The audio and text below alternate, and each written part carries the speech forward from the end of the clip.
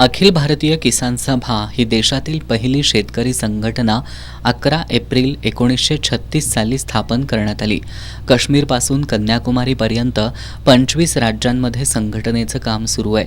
या संघटनेचं 30वं राष्ट्रीय अधिवेशन 15 ते 17 एप्रिल या कालावधीत तामिळनाडूमधील नागापट्टिनम इथं होणार आहे, अशी माहिती अखिल भारतीय किसान सभेचे राज्य सचिव गिरीश फुंडे यांनी दिली. अधिवेशनाचं उद्घाटन तामिळनाडू राज्याचे कृषी मंत्री MRK पनीरसेल्वम आणि केरळ राज्याचे कृषी मंत्री P प्रसाद यांच्या हस्ते होणार आहे. देशभरातून आलेल्या 2 लाख शेतकऱ्यांच्या विशाल रॅलीनं अधिवेशनाला सुरुवात होणार असून यात शेतकरी हिताचे विविध ठराव करण्यात येणार आहेत. स्वामीनाथन आयोगाची अंमलबजावणी व्हायला पाहिजे. किमान हमीभावाचा कायदा जो आहे तो मंजूर व्हायला पाहिजे.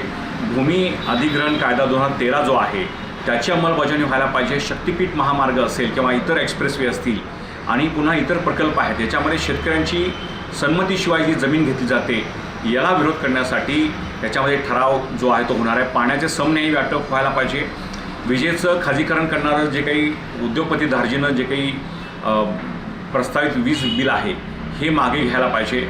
अशा मागणी किंवा वन्य प्राण्यांपासून शेतकऱ्यांना जो काही त्रास होतोय तो थांबला पाहिजे. या सर्व मागण्या घेऊन आणि महत्त्वाचं म्हणजे कर्जमाफी जी आहे शेतकरी, शेतमजूर आणि खंडकरी या सगळ्यांची सरसकट कर्जमाफी जी आहे ही केंद्र सरकार आणि राज्य सरकारने करायला पाहिजे. असे मोठे ठराव आहेत याच्यामध्ये आम्ही करणार आहोत. जगभरातले अनेक संघटनांचे प्रतिनिधी शुभेच्छा देण्यासाठी येणार आहेत.